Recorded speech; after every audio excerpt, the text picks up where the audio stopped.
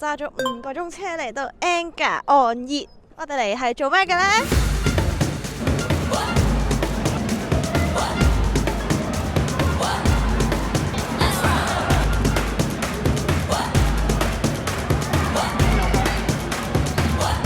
我哋係嚟睇美斯㗎，我好開心啊！小學嘅時候就睇美斯踢世界盃，就好中意佢，我就追住呢個美斯10幾年，終於可以第一次過到嚟呢邊睇啊！之前都未有能力去周圍去睇啦，或者時間上未配合到啦，我好開心啊！本身其實一直都好驚巴黎聖日耳門對呢個 Enga 嘅細球會啦，咁跟住我哋一直都喺度諗，會唔會美斯唔出呢？咁樣你起飛之前呢，係 confirm 咗佢 at least 會係過嚟嘅，即係 no matter 係做後備啊定係咩啦，但係 at least 佢會出現啦。再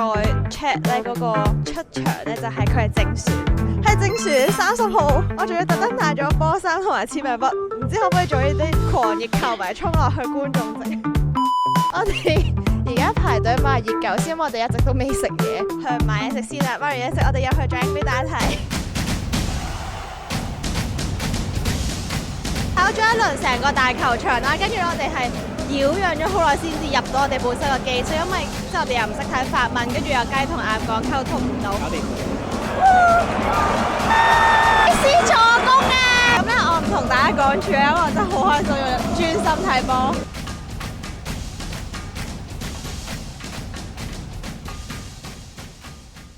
琴日咧去睇完美斯啦，跟住然後咧我哋而家就喺度起程去望聖 Michel。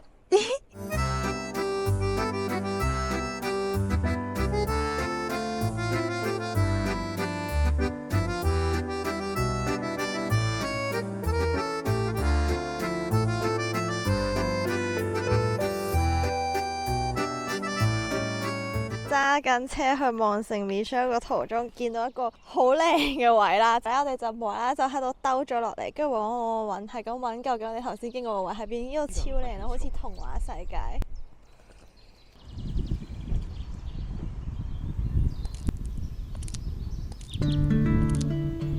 睇到陽光幾好。做咗啲 research 咧，原來頭先嗰度係2條河嘅交界，就係 La Fiance 同埋 Loudun。網上其實都冇咩特別嘅資料嘅，因為佢都唔係一啲特別俾遊客會去嘅地方，其實就係一啲比較 local 啦，冇乜人嘅一啲小村莊。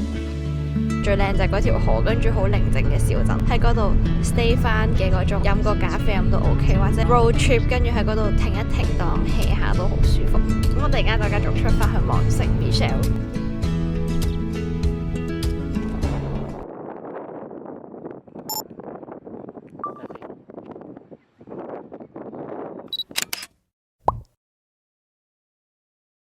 望聖 Michel 啦，咁跟住然後已經喺度成個鐘噶啦，跟住我其實入邊着咗背心裙，因為我本身以為法國可能10幾度係好似即係之前我去瑞士咁樣，其實係好熱嘅，唔會凍嘅，點知道係超級大風咯，係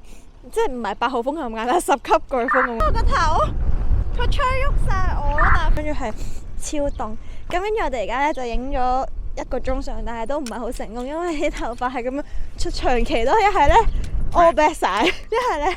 就橫飛咁樣。我哋而家就去呢個城堡入邊望聖 Michel 咧，係法國北部嘅一個幾百年之前喺中世紀嘅修道院。咁同其他修道院唔同嘅地方呢，其實佢係俾海圍住嘅，中間就只有一條4公里長嘅堤道，喺內陸咁樣行入嚟。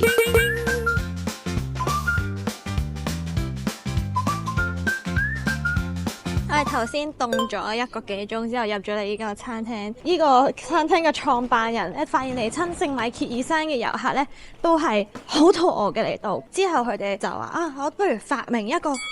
平又容易整又整得快嘅嘢食俾啲遊客啦，咁跟住然後就整咗個巨型奄列。我上 Google 睇咧，外國人係話超難食咯，跟住我哋就淨係食咗羊肉同牛扒，羊筋同牛扒都係30歐度啫嘛，30零歐，跟住個蛋要知9歐咯，黐線！之後你俾成4嚿水食一個蛋咯。過去聖米歇爾山嘅修道院啊，咁其實望聖 Michel 咧係法國中世紀嘅時候嗰陣建成嘅，亦都係1979年被列為世界文化遺產。其實呢一個修道院呢，好犀利㗎，因為呢一度四面環海啦，咁佢嘅地理位置咁優越呢，令到英法打咗足足116年嘅8年戰爭，呢一度由始至終都冇俾英國成功咁樣佔領到，之後係俾路易11呢將佢作為一個監獄。尤其係喺法國大革命嘅時期，呢一度囚禁咗數以萬計嘅罪犯同埋政治犯。咁喺1874年嘅期間，法國政府投入咗好大筆嘅經費去進行咗為期8年嘅大規模修復工程，令到我哋而家可以喺海岸同埋連接陸地呢度有4公里長嘅堤道行入嚟。咁喺下邊行咗好多級樓梯，即係冇天壇大佛咁多級樓梯，跟住嚟到就可以睇下個海。哇！呢個海唔係好靚啫，老實講。我哋頭先影嘅時候係啲人仲喺下邊樓下嗰度行路啦，潮退嘅時候，跟住真係過咗1個鐘，突然間漲晒上嚟咯，好神奇。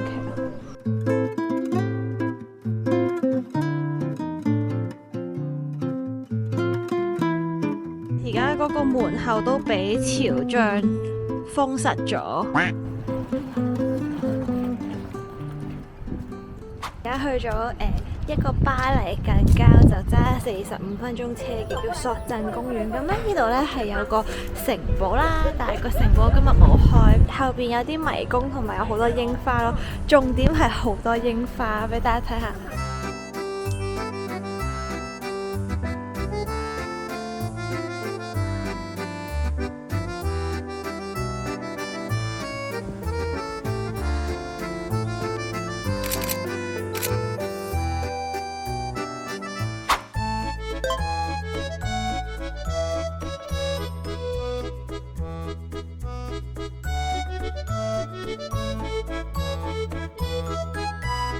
我哋而家咧去咗間米芝蓮餐廳啦，喺法國真係好多餐廳都冇英文，尤其是啲米芝蓮餐廳咧都係冇英文嘅。咁我哋而家叫咗個 seafood platter 啦，咁有蜆，有一個螺同埋一個生嘅魚片，跟住再叫咗一個乳豬同埋叫咗一個羊，跟住然後咧叫咗一個飯做 side dish 咯。呢個就係一個餐前小吃。餅乾個係幾脆，我覺得全個夾埋唔算係好 match 嘅，因為酸酸味味咯，冇乜特別咯。呢個就係個蜆，大蜆，